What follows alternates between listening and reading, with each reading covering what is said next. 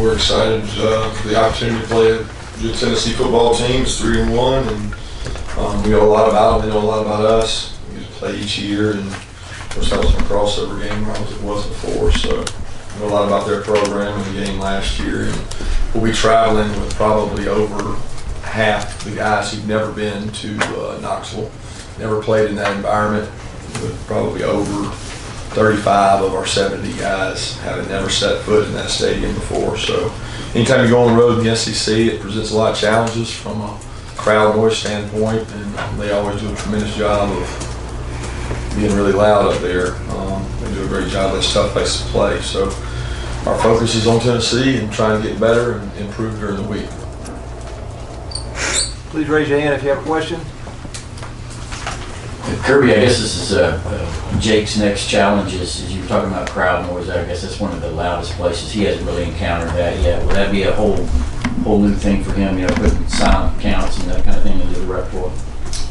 Yeah, any quarterback that plays there knows it's tough to play in that crowd noise. Obviously, Jacob has played in those environments before when he's played all over the SEC. I like to think Notre Dame was very loud at times. We didn't have to go on silent a whole lot, but we had to practice it all week. So Fromm's dealt with that from that standpoint.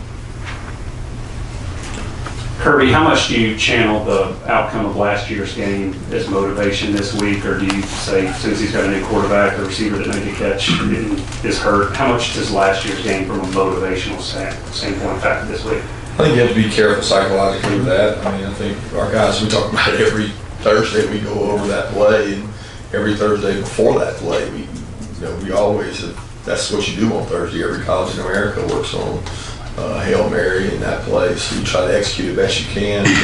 But more important than that was the discipline to stay on the sideline and keep your helmet on and execute prior to that so that it doesn't come down to that. But certainly that play is a factor. But there were a lot of plays in that game that were a factor. And we don't really use that as motivation. Our motivation is about us and trying to get better. Coach Smart, off the subject of the game this weekend, are you addressing the NFL protests with your team, and if so, how? Yeah, with our team, we have a leadership committee that we formed, and we meet with them regularly. It's a topic that came up last year. We talked to them about it. Really haven't talked to them about it much this year. We let those guys bring it up and talk about things when they need to, and we address it as a team, but that's not one that's come up regularly. Of course, we're not out there during the national anthem anyway. Coach, when you were asked about the crowd noise, you mentioned both Jacob and Jake. Does that mean that you possibly count on Eason being out there this week? Correct. Possibly count on Eason. I mean, this is a deal. We don't know. I mean, possibility, yeah. I mean, we're going to bring him out there and see where he is, just like we did last week. We think he's closer because last week he improved as the week went on. We expect the same thing. I'm coming in here after really 3 days off for him because he didn't do anything Friday. Saturday he went out and warmed up some, and then Sunday he didn't do anything. So we'll find out a lot more today based on practice and the reps he did take. Kirby, I went back to your playing days and discovered two big wins, Florida 97, LSU 98, where the following week the high went straight to low. How much do you remember that, and are you able to use that as kind of keeping your guys grounded? I don't go back to my playing days much, I'll be honest with you. I don't remember that far back. I try to use examples of things, but I've done that from more of a coaching standpoint, not from a playing standpoint. I just don't remember many of those games, and I don't think those games are relevant to now. We try to preach to our guys that every game has a history and life of its own, and every game is independent of the next game. And if you try to relive or live in the past based on your last performance, humility's a week away, and it doesn't matter. No team cares what you did last week. They don't care. Nobody in the SEC cares what you did last week. They don't care what you do this week, and that's the focus of this week. Know that you had a limited amount of time to kind of assess Solomon Kinley, but what's the status on him coming into practice today? And if he can't go, how do you guys feel about Dashawn playing that position, and how will he get against? Yeah, we don't know if he'll be able to go or not. We're gonna find out a lot more today, guys. Like I said, we didn't go out and do anything yesterday, so we find out today a lot more, and you see what they can do. And certainly, we've got other guys capable of playing guard because we've been through this injury this year already once. Kirby, do you have enough of a sample size with Garantano, if Tennessee uses Dormady and Garantano, to see, does Tennessee change a little offensively with some of the things he can do? Yeah, he's a good athlete. He's a good player. He played good lot Saturday. So he's a good player, and I think they can use both of them in similar ways. But he's certainly a good athlete. He can mix it up, do some things like Dobbs did. Kirby, has Jake Fromm done enough through 4 games, through practice, to warrant him potentially staying as the starter when Jacob is able to? Guys, I'm going to say it again. The focus for Jacob Eason is to get healthy and be part of this game plan and learn what to do. The focus for Fromm is to focus on improving and getting better. The point for both of them is to have team vision, to have the goal to make the team better. So they both are working on that. It's not just about them individually. And Jacob has to focus on getting healthy, getting 100%. Jake Fromm has to focus on getting better and improving. And while they're both doing that, they both have the team goal and vision in mind. Good timing for a follow-up. Are you expecting anything? Are you clearly, it seems clearly you are obsessing less over this than probably everybody else in this room and certainly fans. I am. I'm not obsessing over it. I'm thinking about our whole team getting better. No, it's okay. Yeah.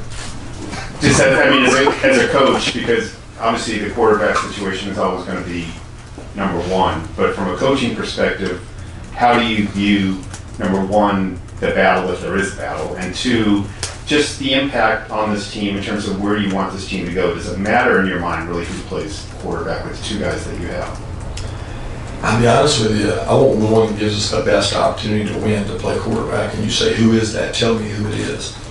I can't answer that. It's based on performance during the week. When you say, how do I look at it? I look at it like Malcolm Parrish. Did anybody notice what Malcolm Parrish did Saturday? Does anybody know, did y'all count the reps or any of that? Malcolm Parrish was coming off an injury, and I know he plays a different position, but Malcolm Parrish played some on 3rd down. He didn't play the whole time. Well, you could argue he was a starter. He was a starter, so why did he go out there and start? Well, he wasn't 100%. He was able to do some things, not everything. So I view every position the same, where competition creates and breeds success, and that's what we've sold this program on, is developing competition throughout practice, and it'll continue to be that way at all positions. You mentioned after the game of the day about Denver Baker's play. Can you talk about the challenge of Marquez Callaway and then how your secondary? It was just one of the better games they've had since you've been here. The challenges that Tennessee presents, Marquez Callaway's a really good player. I think Brandon Johnson, who's a kid I watched practice several times in high school, I think he's a really good player. He had a big game last week. So I know they've been hit by the injury bug, but those 2 players, and I've got a lot of respect for Josh Smith. He's a kid that has played really well for them. I mean, he played when I was at Alabama. He was really physical, plays well in the slot. So they have a good receiving core. As far as our secondary, we want to continue to improve. Kirby, also with the secondary, there were a lot of times against Mississippi State where as soon as the Mississippi State guy caught the ball, your defenders were right there, trying to knock the ball loose. How much of that is what they do in practice versus just reacting in that moment?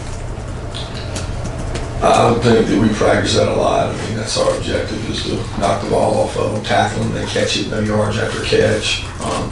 I'll be honest with you, sometimes in practice I get extremely frustrated because we don't do as well in practice as we do in games. So we've got a really good look squad, and we got a quarterback over there that can sling it pretty good. And he's frustrating in practice because they're more open sometimes then than they are in games right now. So we got to continue to improve that, and that's what we'll keep doing today. Coach, following up on the secondary, I mean, which areas have you seen those improvements in? Do you think the unit is kind of buying into Coach Tucker's philosophy more than they did a year ago? Well, I mean, they bought into it last year. I mean, I don't think it was a situation where they were like against the philosophy, because I'll be dead honest with you, the philosophy didn't change a whole lot. Because the guys here before was similar in nature to what we believe in. So there wasn't a change in philosophy. I think they had a lot of reps on it. I think Baker's playing pretty good. I think we've had a lot of other positions by committee because we've had to rotate some guys all over. I certainly think pressure and lost yardage plays, tackle for loss, has helped make the quarterback make a quicker decision. So the play of Lorenzo and Davin and the guys up front do have an effect on the back end. But again, we got to continue to improve in the secondary because we see lapses every week in practice that can't happen in games. Why is England such a tough environment? Loud. You know, they're right on top of you. They got 2 people in every one seat. You know that. It's loud.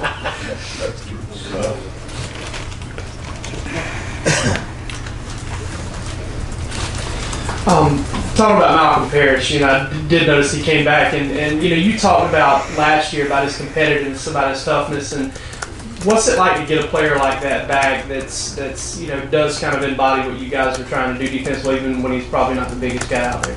Yeah, it's a tremendous help in practice. You know, I never got to kind of give Malcolm his due credit. Up until he got injured in camp, he was having one of the best camps, and that was the one injury blow that really hurt me as a coach, because Malcolm was number 1 in effort in practice, number 1 in toughness. You know, not all corners like to hit people. He likes it. He was doing things the right way, and to have that happen to him, just bad circumstances, part of the game. Injuries happen, but he's not complained once. He's been in every meeting since. He's out there cheering guys on, coaching the younger guys. So it's great to get his spirit back, get his energy back, because he has an impact on it. And the other night, you know, a lot of players wouldn't have done what he did. You know, not be 100%, but be cleared and be willing to go in the game and go play at the risk of possibly getting beat or looking bad. He didn't care. He was like, I'm going to give you all I got, coach. And that's a consummate professional to me. Running back question real quick. You've got so many guys that you can use. Is it a fun challenge to find a way to get these guys in the game and allow you to hold on? Look like you didn't play last week, a big one here. Well, I think anytime you got the backs we've got, you do have to find ways to get them the ball, and some of them are better at some things than others. You know, we leave that to the opponent and you guys to figure out what that is. But each one of our guys is probably a little better at something than the other one. The thing I'm most proud of is the job that Coach McGee's done of getting those guys to buy into the special teams. You know, people don't notice that DeAndre Swift is on punt. He's on punt return. Sony is a starter on punt and is elite. I mean, there's a play the other night. Y'all know it. He's standing down there in front of the guy's face, and he does that every day in practice. Nick's always been really involved. He's not as involved this year on special teams, but he always has been. So I'm really proud of the way they're doing, and Elijah hopefully can help us on special teams in the future. Why didn't you play last week? Never got that great opportunity to. I mean, a lot of guys didn't play. You know what I mean? I mean, we want to get more special teams getting involved. We just didn't get an opportunity. The composition of the defense. First off, I guess 2-part question. J.R. Reed, at what point did y'all know you had something in him? And as for a lot of these other guys, did you know walking into this last year that y'all had a lot of talent in defense? Because you recruited a lot of these guys too when you were at Alabama. No, I mean, J.R. Reed question first. I can answer easy. Spring practice is when we knew, because when he got here, I guess in the fall of last year, we knew he couldn't play, so we didn't put him out there in a bunch of situations. He was kind of confused, figuring the defense out, and then when spring came, he did a good job on the scout team last year. The coaches would say, "Hey, man, J.R. Reed's going to be a player," but he's looking at a card.